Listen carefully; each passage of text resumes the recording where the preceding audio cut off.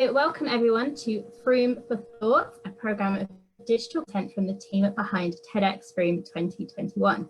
We hope to be able to confirm our TEDxFrome live event for March 2021 soon, so stay tuned for updates around that. In the meantime, we've grabbed the opportunity to invite speakers from Frome and further afield to share their idea worth spreading, the concept behind TED in a short-form digital programme. This is our third interview and our fifth event in a series of Facebook Lives, which will be happening regularly between now and our live event in 2021. Our programme is still evolving and we are busy lining up interviews, panel discussions and short talks. And if you'd like to take part, please go to the TEDxFrome Facebook page to find out more. My name is Hannah Stainer. I'm taking over from Nicola doing the interviews, so some very big shoes to fill. And today I'm interviewing Jen Pridgeon about her idea worth spreading. What if there are no naughty children, only exhausted parents? Jen is a parenting expert, healer, and entrepreneur. Jen started Let's Connect and Feel Better with the intention to empower all to connect on a deeper, more profound level with their children, family, and ultimately themselves. So welcome, Jen. Hi. Hi. And I guess my first question is this idea of naughty children. Where does this label come from? Well, I've gone all shy now. Ooh. So exciting. Yeah, naughty children. I think it's a very loaded word. And just saying, someone's naughty can fill any person up with, feelings that aren't very nice, I would say. Yeah, I think it's lots of things, I suppose. When we use naughty, you're kind of blocking possibly lots of other things and lots of feelings and lots of possible growth as well, I suppose. Yeah, and I don't believe, or maybe I do, maybe 99.5% is not naughty, and I think the word naughty would be wrong anyway. Maybe challenging is better. But yeah, I think it's all a reflection, of our own challenges. And also when you have a parent and a child, there's that relationship, and there's so much going on that, to say someone's naughty, or a parent and then a child and any, grown up, as we were saying before, within like a parent, a child and a teacher role, there's lots more going on than just challenging behavior, Yeah, absolutely. And as I mentioned to you before, I'm not a parent, but from that teaching background, naughty is a label that quite often is used, but actually, like you say, there's something else going on underneath. So you say that stress and this exhaustion in parents can prevent us seeing our children clearly. So how and why is that? I think like you said about being a teacher, I think any situation, like with any relationship, when you go into that state where your body's filled with cortisol, you're not thinking, your thinking brain is turned off, and I think a lot of kind of that's the kind of holy Bible of psychology and whatnot, is the difference between your cortisol fight or flight body and your relaxed, calm, embodied state. And when you have this interaction as a parent with your child, obviously it's completely different for every parent, and even getting to the place where you become a parent can be part of that journey as well.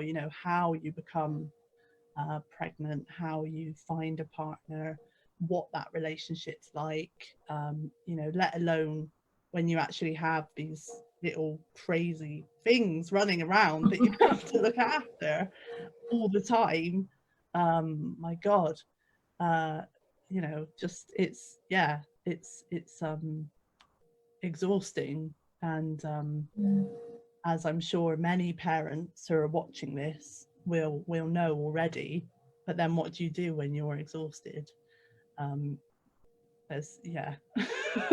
I mean, that's a great Laugh, just laugh like you're a lunatic. Oh. Well, I think sometimes trying to have a sense of humor help, trying to try and more like crying in the bathroom, you know, in a bowl, quite useful. Covering yourself with a towel, just pretending it's not there. But yes, humor. yeah. Yeah. Well, and you mentioned the sort of challenges of parenting, and I guess this is one of them that we're talking about at the moment. But you also talk about the joys of parenting. So what are they? What are the joys that people maybe are missing out on by focusing on this idea of naughty? Well, I think it kind of unravels you when you, well, I suppose when you decide to become a parent, or when that's something you've always wanted. Like some people might have always wanted it, and then it goes the way that you hadn't planned it. Sometimes it goes perfectly, and then you hit stages, and what I've seen is you hit these stages and it suddenly hits something in yourself again, so it becomes a kind of transformation or an unraveling, or however, or really really really really swear word hard, and it can be all of that. But ultimately the thing that's, I would say, the most powerful thing is the fact that you really love your child without conditions. And if ever there's a time where a person will, well, I say this from my own perspective, but like I said, it's different for everybody, but it's suddenly a really good reason to look after yourself and to, become more self-loving. And then when you can do that because of your child, suddenly you do it for yourself as well. But then when I'm saying, I can hear that this was my journey to parenting. I kind of had to do it for her, and that got me so far, and then I had to do it for me, and then that got me even further. And I mean, by further, I mean sort of experiencing the world in a more blissful, calm, joyful way, when nothing really changed, but my perspective changed.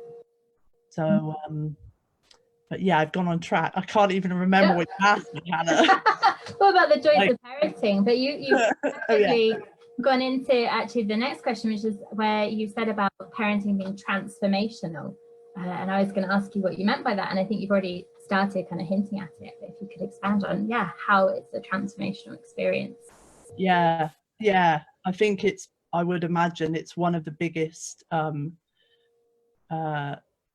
transformational times of a person's life, just like any kind of birth or death, or marriage, or moving, suddenly having something that's exterior. And I know there's there's this saying that's sort of, it's your own heart outside of your body.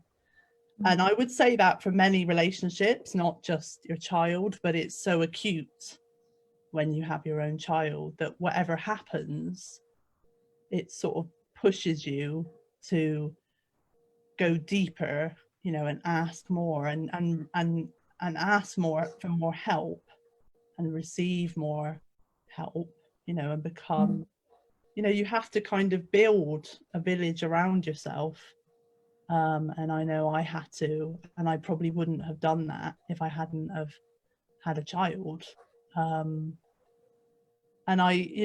parents, this kind of global rising of consciousness is hitting parents, as with, like we were mentioning earlier, with COVID. Suddenly you're face to face with your parenting. The teachers are helping, but they're not doing it as much as they were. And it's just, I mean, that was my experience. Sure, it's lots of parents' experience. I'm hearing it everywhere, just how hard it is. Yeah. Yeah, it's a whole new dynamic, isn't it? Because, you know, I guess unless you're homeschooling anyway, or you have a young child, a very young child, a lot of the day they're not with you, and then you have that time being away from being a parent. So I guess it's that adjusting to a whole new dynamic. And have you been hearing this idea of naughty children more during this kind of COVID time? Well, I suppose we're all like getting a bit of a reality check about what's going on with our children. And I know for me, again, it was something I was probably subliminally aware of, but it's just coming out. You know, I just see it as like we've all got a belt on, and it's just really tightened. So we're all feeling this kind of pressure, and maybe some of it was there already, and it just kind of speeds it up. And yeah, and I think the naughty children label, I would say, is possibly more sensitive children, and possibly highly sensitive in various ways. And I think if we have these children that are kind of, you know, and they're sort of leading the way to a change within the school system, I would imagine that would start with the parents getting behind that, you know, in whatever way, and seeing that there aren't any naughty children, and actually it's the environment that's not supporting the best way for any person to learn. I mean, you can't learn something unless you feel totally secure and safe and rooted in a relationship with your teacher at school. You know, you're being the parent for 7 hours a day, and if you haven't got that relationship, and if the teachers haven't got that capacity, which is where the tired thing comes in, then the same thing will happen, and it'll just become this whirlwind of stress. Yeah. and Yeah. you know, and yeah, well, I guess as we were saying before we came on, that a certain behavior, when we are feeling refreshed and calm, we might interpret it as being funny, or be able to take it more, whereas when we're drained ourselves and tired, we are maybe ourselves much more sensitive to it, and then back to that naughty. Well, when we step back, you know, you can step back from a situation and realize that your child's tapping into this wound within you, and children do that. You know, they're like, they don't back off, and maybe it would be better if they did sometimes, but generally they feel into that emptiness within you, and push you. And because you love them so much, because you know that ultimately they're, you know, sovereign beings, you know, it pushes us to do something, or, you know, at least try to, for those of us that want to and that are ready for that journey. And those that don't, they'll come when they're ready, you know. Yeah, so how can we start to make that actual shift in ourselves that you mentioned? How can we start that transformation? So for any parents listening who default to my child's being naughty, how can they start to make that shift for themselves? I would say, like I said, like having that village, you know, looking at your environment and looking at yourself. And I think it's also like, I found as soon as I've asked the question, so one key point for me was I wanted the truth within my family unit quite a few years ago. I wanted the truth, and as soon as I wanted that, as soon as I asked that, things came into my field and started to shift.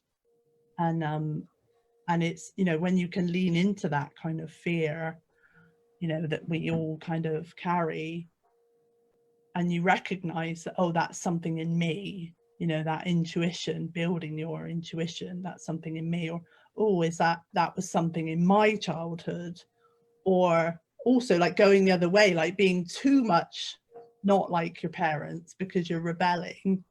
You know, there's both ways. I know for me, there was a point where I wasn't willing, so I had to, at one point I had to cut out my daughter's father, and there was a point within my you know, discipline with my daughter where I thought, no, I can't discipline her because she's experiencing great loss. Oh no, what am I going to do? I can't do my discipline stuff. And then I had to look, and then it came. So it was like that kind of you know, what is that, when the teacher, when the student something, the teacher comes, that saying. Oh, when the student is ready, the teacher appears. That's it. Yeah. Yeah. It's, yeah.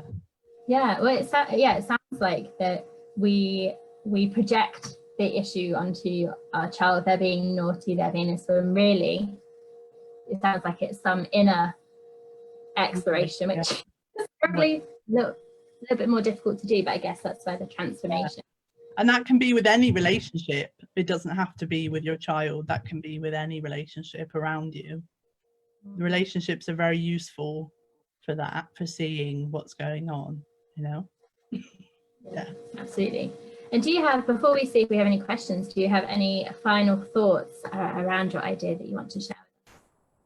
Well, my kind of punchline is basic. It's very simple, and I feel it's very powerful because it's simple, and that is that parenting is hard, and that's it. Parenting is hard, explanation point.